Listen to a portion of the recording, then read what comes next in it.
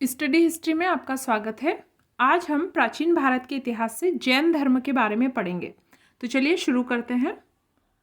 जैन धर्म भारत का एक प्राचीन धर्म है। इतिहास में इसकी शुरुआत का कोई निश्चित समय तो नहीं पता चलता, लेकिन जो भी जानकारी और साक्ष्य मिले हैं उसके आधार पर ये साबित हुआ है कि जैन धर्म एक बहुत पुराना धर्म है। कुछ विद्वानों का तो ये भी मानना है कि जैन धर्म वैदिक धर्म से भी पुराना है। जैन शब्द जिन से बना है, जिसका अर्थ होता है विजेता।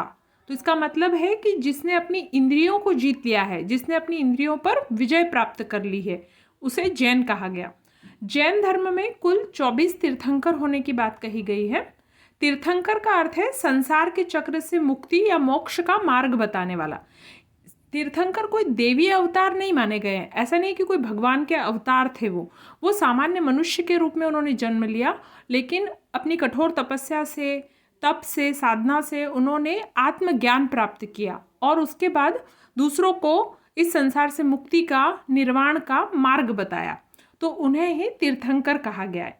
तो जैन धर्म में कुल 24 तीर्थंकर माने गए हैं। तो आपको एग्जाम के लिए पूरे 24 नाम याद नहीं रखने हैं, कुछ मुख्यतः 3 नाम आपको याद रखने हैं कि ऋषभदेव जो कि जैन धर्म के पहले तीर्थंकर थे और जैन धर्म के संस्थापक थे। 23वें तीर्थंकर थे पार्श्वनाथ। 24वें तथा अंतिम तीर्थंकर थे महावीर स्वामी। तो ये आपको याद रखना है। पार्श्वनाथ जो कि 23वें तीर्थंकर थे, वो काशी के इक्ष्वाकु वंश के राजा अश्वसेन के पुत्र थे। पार्श्वनाथ ने वर्तमान में जो झारखंड राज्य है, वहाँ पर एक पर्वत है सम्मेद पर्वत, जिसे सम्मेद शिखर भी कहा जाता है। वहाँ पर कठोर तपस्या की और उन्हें ज्ञान प्राप्त हुआ था। ज्ञान प्राप्ति के बाद उन्होंने 4 महाव्रत की शिक्षा दी, यानी 4 सिद्धांत दिए, जिसे चतुरायण सिद्धांत भी कहा जाता है। चूंकि 4 थे इसलिए उसे चतुरायण सिद्धांत कहा गया। तो कौन कौन से थे ये 4 महाव्रत? अहिंसा, सत्य, अपरिग्रह और अस्तेय। अहिंसा का अर्थ है हिंसा नहीं करना, सत्य का अर्थ है सदा सत्य बोलना, अपरिग्रह का अर्थ है चोरी नहीं करना और अस्तेय का अर्थ है संपत्ति नहीं रखना। तो अहिंसा और सत्य तो आपको शब्द से ही समझ में आ रहा है, लेकिन अपरिग्रह और अस्तेय का अर्थ याद रखना है। अपरिग्रह का अर्थ है चोरी नहीं करना और अस्तेय का अर्थ है संपत्ति नहीं रखना। तो ये 4 महाव्रत पार्श्वनाथ जी के द्वारा दिए गए और इन्होंने सबसे ज़्यादा महत्व अहिंसा पर दिया। पार्श्वनाथ ने भिक्षुओं को श्वेत वस्त्र पहनने का आदेश दिया था, यानी सफ़ेद कपड़े पहनने का आदेश दिया। पार्श्वनाथ को महावीर स्वामी से करीब 250 वर्ष पूर्व निर्वाण प्राप्त हुआ था, यानी महावीर स्वामी और पार्श्वनाथ के बीच में करीब 250 वर्ष का अंतर था। और जैसे कि हमने जिक्र किया है कि जैन धर्म एक बहुत पुराना धर्म है। तो जो पहले तीर्थंकर थे ऋषभदेव, उनके बीच और अंतिम तीर्थंकर महावीर स्वामी के बीच में हजारों सालों का अंतर था। तो 24वें और अंतिम तीर्थंकर कौन थे? महावीर स्वामी थे। अब हम देखते हैं तीर्थंकर और उनसे जुड़े हुए प्रतीक। तो जो प्रथम तीर्थंकर है ऋषभदेव, उनका प्रतीक माना जाता है सांड। 23वें तीर्थंकर पार्श्वनाथ का प्रतीक माना जाता है सांप और 24वें तीर्थंकर महावीर स्वामी का प्रतीक शेर को माना जाता है। तो यह आप याद रखिएगा। महावीर स्वामी जैन धर्म के वास्तविक संस्थापक माने जाते हैं। देखिए, जैन धर्म बहुत पुराना था, लेकिन उसे सबसे लोकप्रिय बनाने का कार्य किया महावीर स्वामी ने। जैन धर्म में उन्होंने कई नए सिद्धांत दिए, शिक्षाएं जोड़ी और लोगों के बीच में उसे लोकप्रिय बनाया, इसलिए उन्हें वास्तविक संस्थापक कहा जाता है। और जैन धर्म का जो हम वर्तमान स्वरूप देखते हैं वो महावीर स्वामी की शिक्षाओं पर ही आधारित है।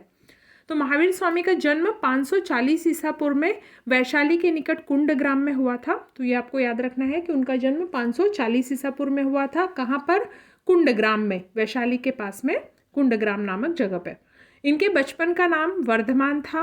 इनके पिता सिद्धार्थ ज्ञात्रक कुल के राजा थे, यानी महावीर स्वामी भी राजवंश से जुड़े हुए थे और इनके पिता सिद्धार्थ ज्ञात्रक कुल के राजा थे। इनकी माता का नाम त्रिशला था। तो ये आपको याद रखना है। इनकी पत्नी का नाम यशोदा था और पुत्री का नाम प्रियदर्शिनी था। तो उनकी जो पुत्री थी प्रियदर्शिनी, उसका विवाह जामाली से हुआ था। तो ये कुछ नाम आप याद रखिएगा। महावीर स्वामी के जब माता पिता की मृत्यु हो गई तो उसके बाद उन्होंने अपने बड़े भाई नंदीवर्धन से संन्यास लेने की अनुमति मांगी और जब उन्हें अनुमति मिल गई तो 30 वर्ष की आयु में उन्होंने घर छोड़ दिया और संन्यास ले लिया। संन्यास के बाद में उन्होंने बहुत कठोर तपस्या प्रारंभ की और 13 महीने के बाद उन्होंने वस्त्र भी त्याग दिए, वो पूरी तरह नग्न रहने लगे। और 12 वर्ष की कठोर तपस्या के बाद उन्हें जुम्भिक ग्राम में ऋजुपालिका नदी के तट पर साल वृक्ष के नीचे कैवल्य ज्ञान प्राप्त हुआ। तो ये सारी बातें आपको याद रखनी है कि 12 वर्ष की कठोर तपस्या के बाद जुम्भिक ग्राम में ऋजुपालिका नदी के तट पर कौन से पेड़ के नीचे, साल के पेड़ के नीचे, साल वृक्ष के नीचे उन्हें कैवल्य ज्ञान की प्राप्ति हुई। और ज्ञान प्राप्ति के बाद उन्हें कुछ उपाधियां मिली, जैसे कैवल्य ज्ञान प्राप्ति के बाद वो क्या कहलाए, केवलिन कहलाए।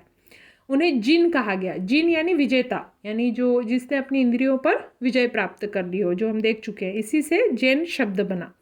अरहत यानी जो पूज्य हो, पूजा करने योग्य हो, उन्हें अरहत भी कहा गया।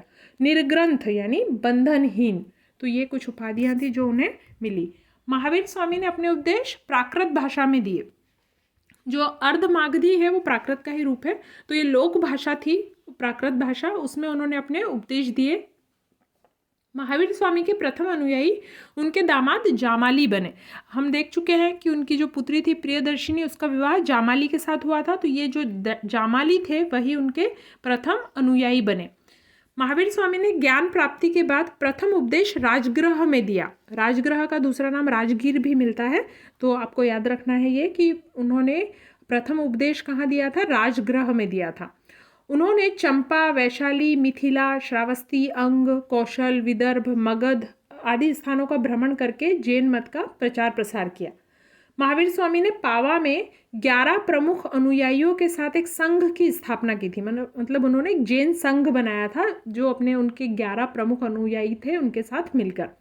महावीर स्वामी ने स्त्रियों के जैन संघ में प्रवेश का समर्थन किया था। महावीर स्वामी का मानना था कि स्त्रियों को भी निर्वाण का अधिकार है, इसलिए उन्होंने उनके प्रवेश का समर्थन किया था।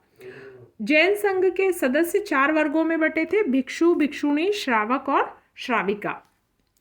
पार्श्वनाथ द्वारा दिए गए 4 महाव्रतों में महावीर स्वामी ने 5वां व्रत ब्रह्मचर्य जोड़ा। ये बहुत इंपॉर्टेंट है, कई बार पूछ लिया जाता है कि 5वां व्रत ब्रह्मचर्य किसने जोड़ा था, तो महावीर स्वामी ने जोड़ा था। हम 4 महाव्रत देख चुके हैं, उसमें 5वां व्रत भी ब्रह्मचर्य जोड़ दिया गया। तो अब ये कितने हो गए, 5 महाव्रत हो गए। इसे पंचायन सिद्धांत भी कहा जाता है।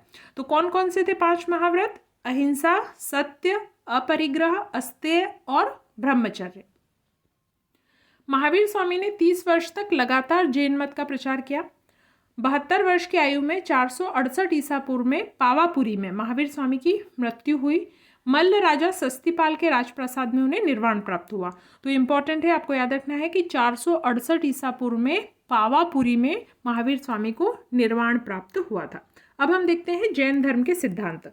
तो जैन धर्म का एक प्रमुख सिद्धांत है त्रिरत्न, यानी 3 रत्न। तो ये कौन कौन से हैं? सम्यक दर्शन, सम्यक ज्ञान और सम्यक आचरण। तो सम्यक दर्शन क्या होता है? जो जैन तीर्थंकर हैं उनके द्वारा बताए गए मार्ग पर विश्वास करना, इसे कहा गया है सम्यक दर्शन। सम्यक ज्ञान का अर्थ है कि जो तीर्थंकरों ने ज्ञान दिया है, जो सिद्धांत दिए हैं, उसके बारे में जानना, उसके बारे में पूरा ज्ञान प्राप्त करना, ये है सम्यक ज्ञान। सम्यक आचरण का अर्थ है कि तीर्थंकरों द्वारा दिए गए ज्ञान को अपने आचरण में उतारना, अपने कर्म में उतारना, यह है सम्यक आचरण। तो ये थे त्रिरत्न। अगला महत्वपूर्ण सिद्धांत है पंच महाव्रत, जो हम देख चुके हैं। अहिंसा, सत्य, अस्तेय, अपरिग्रह और ब्रह्मचर्य। जैन धर्म में ईश्वर की मान्यता नहीं है। मतलब जैन धर्म ये नहीं मानता कि ईश्वर ने सृष्टि की रचना की है। जैन धर्म अनीश्वरवादी है। आत्मा की मान्यता है, यानी जैन धर्म में आत्मा के अस्तित्व को माना गया है। महावीर स्वामी पुनर्जन्म और कर्मवाद में विश्वास करते हैं। जैन धर्म में निर्वाण के लिए कठोर तपस्या, उपवास और काया क्लेश पर बल दिया गया है। काया क्लेश का अर्थ होता है अपने शरीर को कष्ट देना। हम देखते हैं कि जैन धर्म में अभी भी बहुत कठिन उपवास किए जाते हैं। महावीर स्वामी ने भी बहुत कठोर तपस्या की थी। तो इन सब पर इस धर्म में बहुत बल दिया गया है। महावीर स्वामी ने मूर्ति पूजा और कर्म कांडों का विरोध किया तथा वेदों और यज्ञ की प्रामाणिकता को स्वीकार नहीं किया था। देखिए, जैन धर्म और बौद्ध धर्म थे उस समय जो है वैदिक धर्म में बुराइयां आ गई थी, इसी के परिणाम स्वरूप इन दोनों धर्मों का बहुत विकास हुआ था। लोग वैदिक धर्म छोड़कर जैन और बौद्ध धर्म को अपना रहे थे, क्योंकि वो जो कर्मकांड रूढ़िवादी हो गया था धर्म, वैदिक धर्म, उससे लोगों का जो कहते हैं मोह भंग हुआ और वो जैन और बौद्ध धर्म को अपनाने लगे थे। तो महात्मा बुद्ध और महावीर स्वामी दोनों ने मूर्ति पूजा, कर्मकांडों का, यज्ञों का विरोध किया था। जैन धर्म ने अपने आध्यात्मिक विचारों को सांख्य दर्शन से ग्रहण किया है। सांख्य दर्शन दर्शन की एक परंपरा है। स्यादवाद जैन धर्म का एक सिद्धांत है जिसे अनेकांतवाद भी कहा जाता है। कई बार ऑब्जेक्टिव में पूछ लिया जाता है, इसलिए आप याद रखिएगा कि स्यादवाद भी जैन धर्म का एक सिद्धांत है जिसे अनेकांतवाद कहा जाता है। इसमें यह कहा गया है कि जो संसार है, सांसारिक चीज़ें हैं, उनके बारे में कुछ भी निश्चित तौर पर नहीं कहा जा सकता है। मतलब एक विचार को सही नहीं माना जा सकता है। हर व्यक्ति के जैसे अलग अलग विचार होते हैं, उसी तरह से संसार के बारे में भी अलग अलग विचार हैं। अब हम देखते हैं जैन धर्म का विभाजन। महावीर स्वामी की मृत्यु के करीब 200 साल बाद जैन धर्म दो भागों में विभाजित हो गया, दिगंबर और श्वेतांबर। तो जो स्थूल भद्र के अनुयायी थे वो दिगंबर कहलाए और भद्रबाहु के अनुयायी श्वेतांबर कहलाए। ये आपको याद रखना है, स्थूल भद्र के अनुयायी दिगंबर कहलाए, भद्रबाहु के अनुयायी श्वेतांबर कहलाए। तो दिगंबर कौन थे? जो नग्न रहते थे, वस्त्र धारण नहीं करते थे, उन्हें दिगंबर कहा गया। और श्वेतांबर, जैसे कि शब्द से ही पता चल रहा है, श्वेत वस्त्र धारण करने वाले श्वेतांबर कहलाए। तो ये विभाजन कैसे हुआ, अब हम ये देखते हैं। 4वीं शताब्दी ईसा पूर्व में चंद्रगुप्त मौर्य के समय में मगध में 12 वर्षों का भयंकर अकाल पड़ा था, जिसके बाद भद्रबाहु अपने शिष्यों के साथ कर्नाटक चले गए। भद्रबाहु जैन गुरु थे, विद्वान थे, वो अपने शिष्यों के साथ कर्नाटक चले गए और चंद्रगुप्त मौर्य भी इनके साथ चले गए। चंद्रगुप्त मौर्य ने कर्नाटक के श्रवण बेलगोला में संलेखना विधि से अपने प्राण त्याग दिए। ये फैक्ट हम देख चुके हैं मौर्य प्रशासन मौर्य का साम्राज्य के बारे में जब हमने पढ़ा था, तो उसमें तो चंद्रगुप्त ने किस विधि से अपने प्राण त्यागे थे? संलेखना विधि से। तो संलेखना विधि जैन धर्म से संबंधित है और इसमें अन्न जल त्याग कर उपवास के द्वारा अपने प्राण त्यागे जाते हैं। तो बड़ा कष्टकारी एक तरीका है ये, जिसमें भूखे प्यासे रहकर अन्न जल त्याग कर उपवास के द्वारा प्राण त्यागे जाते हैं। इस विधि को क्या कहा गया? संलेखना कहा गया।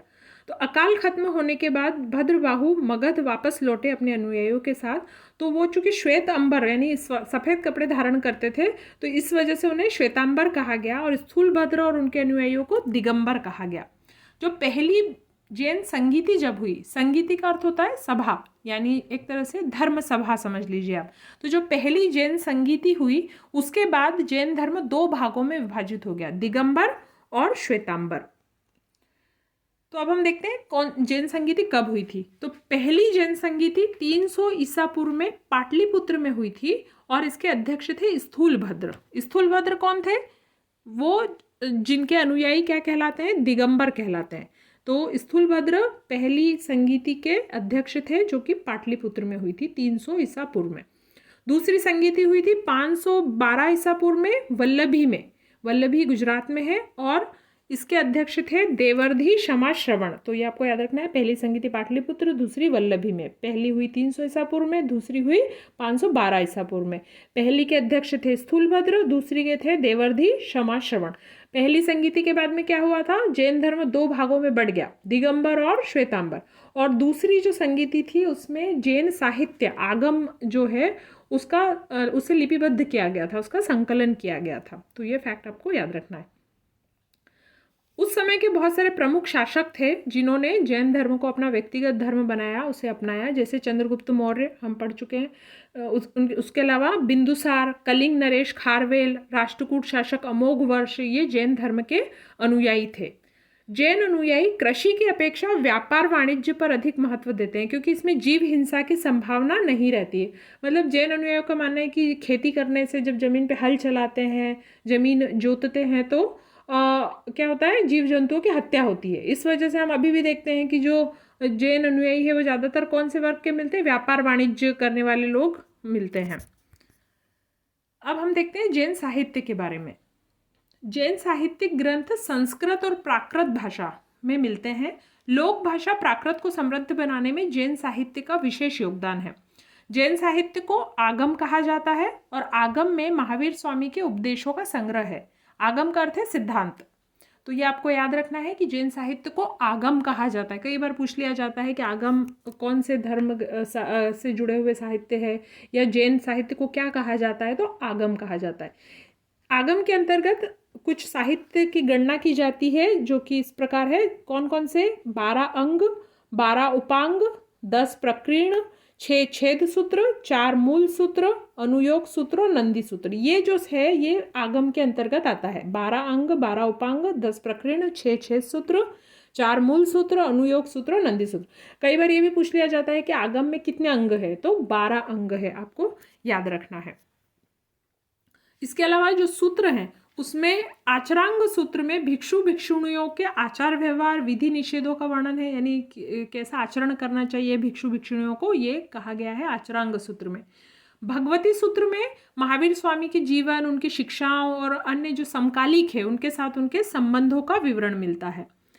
भद्रबाहु कौन थे? वही जिनके अनुयायी श्वेतांबर कहे गए। उन्होंने कल्प सूत्र की रचना की थी। ये इंपॉर्टेंट है, याद रखना है। भद्रबाहु द्वारा रचित कल्प सूत्र से जैन धर्म का प्रारंभिक इतिहास पता चलता है। इसमें तीर्थंकरों की जीवनियां हैं और इसकी रचना संस्कृत भाषा में हुई थी। 11वीं शताब्दी में एक विद्वान हुए, जैन विद्वान हेमचंद्र सूरी, जिन्होंने संस्कृत और प्राकृत में योग, व्याकरण, दर्शन पे बहुत सारे ग्रंथ लिखे। परिशिष्ट पर्वन उनकी प्रसिद्ध रचना है। तो याद रखिएगा, हेमचंद्र सूरी ने कौन सा प्रसिद्ध ग्रंथ लिखा था? परिशिष्ट पर्वन। राष्ट्रकूट शासक अमोघ वर्ष, जो कि हम देख चुके हैं जैन धर्म का अनुयायी था, उसने भी 2 रचनाएं लिखी थी, कविराज मार्ग और रत्नमलिका। तो ये आपको याद रखना है। कविराज मार्ग की रचना कन्नड़ भाषा में हुई थी और रत्नमलिका की रचना संस्कृत भाषा में हुई थी। ठीक है, भाषा जरूर याद रखिएगा। कविराज मार्ग कन्नड़ ग्रंथ था और रत्नमलिका की रचना संस्कृत में हुई थी। तो ये अमोघ वर्ष की 2 रचनाएं हैं जिस पर कई बार प्रश्न बन जाता है। तो ये कुछ प्रमुख साहित्य था जैन साहित्य। एक्चुअली जैन विद्वान जो थे ना, उन्होंने सिर्फ धर्म तक सीमित रहकर साहित्य नहीं लिखा। उन्होंने दर्शन, योग, व्याकरण, गणित, इस पर बहुत कुछ लिखा। भाषा के विकास में जैन साहित्य का बहुत योगदान है। तो ये सब नाम आपको याद रखना है। अब हम देखते हैं मूर्ति और स्थापत्य कला। मथुरा कला का संबंध जैन धर्म से था। मथुरा कला मूर्ति कला की एक शैली है, तो उसका संबंध जैन धर्म से था। मौर्योत्तर युग में मथुरा जैन धर्म का प्रसिद्ध केंद्र था, यानी मौर्य काल जब खत्म हो गया उसके बाद में मथुरा जैन धर्म का प्रसिद्ध केंद्र बन गया था। उड़ीसा में हाथी गुफाओं में भी हमें जैन धर्म से जुड़ी हुई कई कलाकृतियां देखने को मिलती है। हम पीछे पढ़ चुके हैं कि कलिंग राजा खारवेल जैन धर्म का अनुयायी था। उसी ने हाथी गुफाओं का निर्माण करवाया था। वहाँ उसका एक अभिलेख भी मिलता है जो बहुत प्रसिद्ध अभिलेख है, हाथी गुम्फा अभिलेख राजा खारवेल का। तो वहीं पर हमें बहुत सारी जैन कलाकृतियाँ भी उस समय की देखने को मिलती है। 2री शताब्दी ईसा पूर्व इसका समय है। मध्य प्रदेश के चंदेल शासकों ने खजुराहो में जैन मंदिरों का निर्माण करवाया। मैसूर के गंग वंश के मंत्री चामुंड के प्रोत्साहन से कर्नाटक के श्रवणबेलगोला में 10वीं शताब्दी में बाहुबली, जिसे गोमतेश्वर भी कहा जाता है, कि विशाल मूर्ति का निर्माण किया गया। बहुत इंपॉर्टेंट है, आपको याद रखना है। गोमतेश्वर की मूर्ति कहाँ है? कर्नाटक के श्रवणबेलगोला में। कई बार पूछा जाता है। राजस्थान के माउंट आबू में जो स्थित दिलवाड़ा के जैन मंदिरों का निर्माण 11वीं से 13वीं सदी के बीच में हुआ था। राजस्थान के जो दिलवाड़ा के जैन मंदिर भी बहुत प्रसिद्ध है। तो ये कुछ उदाहरण थे जैन धर्म से जुड़ी हुई मूर्ति और स्थापत्य कला के। अब हम देखते हैं कि जैन धर्म का प्रसार सीमित क्यों रहा। भारत में भी विदेशों में भी इसका प्रसार नहीं हो पाया, इसके क्या कारण थे? तो अगर दीर्घ उत्तरीय प्रश्न में पूछा जाता है तो अब इस तरह से पॉइंट्स लिखकर फिर उनकी व्याख्या कर सकते हैं। तो हम एक एक करके अब देखते हैं। सबसे पहले अत्यधिक कठोर सिद्धांत। जैन धर्म में जो है साधना पे, उपासना पे, कठोर साधना पे बल दिया गया है। अहिंसा पे बहुत बल दिया गया है। अपने शरीर को कष्ट देने पे बल दिया गया है। मतलब उनके सिद्धांत है कि निर्वाण प्राप्ति आपको तभी होगी जब अपने शरीर को कष्ट देकर आप साधना करेंगे, उपासना करेंगे। तो इस वजह से जनसाधारण में ज़्यादा लोकप्रिय नहीं हो पाया, क्योंकि आम जनता के लिए इतना कष्ट सहना संभव नहीं है। जैन दर्शन का कठिन होना। जो जैन धर्म से जुड़े हुए दार्शनिक सिद्धांत हैं वो भी थोड़े कठिन हैं। उसकी जो अर्थ लोगों के लिए समझना मुश्किल था, इसलिए भी जैन धर्म की तरफ कम लोगों का झुकाव था। अहिंसा पे बहुत ज़्यादा बल दिया गया, मतलब अहिंसा पे अव्यवहारिक हो जाता है इतना ज़्यादा बल देना कि जैसे कृषि भी करने को मानते हैं कि जीव हिंसा होती है, तो जनसाधारण इतने कठोर अहिंसा के सिद्धांतों का पालन अपने रोजमर्रा के जीवन में नहीं कर सकता है, इसलिए भी झुकाव कम रहा जैन धर्म की तरफ। अनुयायियों के द्वारा प्रचार का भाव, महावीर स्वामी के बाद उनके जो अनुयायी थे उन्होंने जैन धर्म के प्रचार पे ज़्यादा ध्यान नहीं दिया। जैसे हम देखते हैं कि बौद्ध धर्म का प्रचार बहुत हुआ बाद में भी, उनके बौद्ध संघों के द्वारा बहुत प्रचार किया गया, लेकिन जैन संघों के द्वारा ऐसा कुछ नहीं किया गया। ब्राह्मण और बौद्ध धर्म से उनकी प्रतिस्पर्धा थी। देखिए ब्राह्मण धर्म में जो बुराइयां आ गई थी उसी का परिणाम क्या था कि जैन धर्म और बौद्ध धर्म का तेजी से विकास हुआ था। लेकिन जब ब्राह्मण धर्म में कुछ कमियां थी तो उन्होंने भी उसका आत्मनिरीक्षण किया कि क्यों लोग ब्राह्मण धर्म छोड़ रहे हैं, और उन्होंने उस कमियों को दूर करने की कोशिश की, तो वापस से लोग ब्राह्मण धर्म की तरफ आकर्षित हुए। तो और बौद्ध धर्म उसमें बहुत लोकप्रिय था, उसकी तुलना में जैन धर्म इतना लोकप्रिय नहीं हो पाया क्योंकि इससे कड़ी प्रतिस्पर्धा उन्हें मिल रही थी। जैन संघों की जो संगठन प्रणाली थी वो भी दोषपूर्ण थी। जो जैन संघ के प्रमुख होते थे उन्हें गणधर कहा जाता था, तो सारी शक्तियां गणधर के हाथ में केंद्रित थी, तो एक संगठन प्रणाली का दोषपूर्ण होना भी एक कारण था। फिर बाद में हमने देखा कि जैन धर्म का विभाजन हो गया पहली संगीति के बाद में, दिगंबर और श्वेतांबर, तो उसका भी असर अच्छा नहीं हुआ जैन धर्म के विकास पे। जैन साहित्य और कला के द्वारा भी प्रचार में कमी आई। जो जैन साहित्य था पहले प्राकृत भाषा में रचा जाता था, लेकिन बाद में वो संस्कृत भाषा में उसकी रचना होने लगी, जो कि आम लोगों के लिए समझना आसान नहीं था। और कला की भी सहायता नहीं ली गई जैन धर्म के प्रचार के लिए, तो ये भी एक कारण था। फिर अंतिम कारण था भारत पर विदेशी आक्रमण। देखिए भारत पर जो विदेशी आक्रमण हुए उसने सभी धर्मों को क्षति पहुंचाई, तो उस तरह से जैन धर्म को भी क्षति पहुंचाई। जो जैन मठ थे, केंद्र थे, उनको तोड़ा गया, आग लगा दी गई। तो ये कुछ कारण थे जिस वजह से जैन धर्म का भारत में भी प्रसार सीमित रहा और विदेशों में भी उसका इतना प्रसार नहीं हो पाया। जैन अनुयायी बाहर नहीं गए, जैसे हम देखते हैं बौद्ध धर्म में कि बाहर प्रचार के लिए गए। और जो अच्छा एक पॉइंट और था, राजकीय प्रश्रय का अभाव, ये छूट गया बीच में। राजकीय प्रश्रय, राजाओं ने जैन धर्म को अपनाया जरूर था लेकिन उसे राजकीय संरक्षण नहीं मिला जैसे बौद्ध धर्म को मिला था। हमने देखा है बौद्ध धर्म का जो वीडियो था उसमें कि अशोक, कनिष्क, हर्षवर्धन ने खुद भी अपनाया, उसे राजकीय संरक्षण दिया बौद्ध धर्म को, उसके प्रचार प्रसार के लिए लोगों को भेजा। तो ऐसा कुछ जैन धर्म के साथ नहीं हुआ। तो ये कुछ कारण थे। आज के इस वीडियो में इतना ही। Thank you.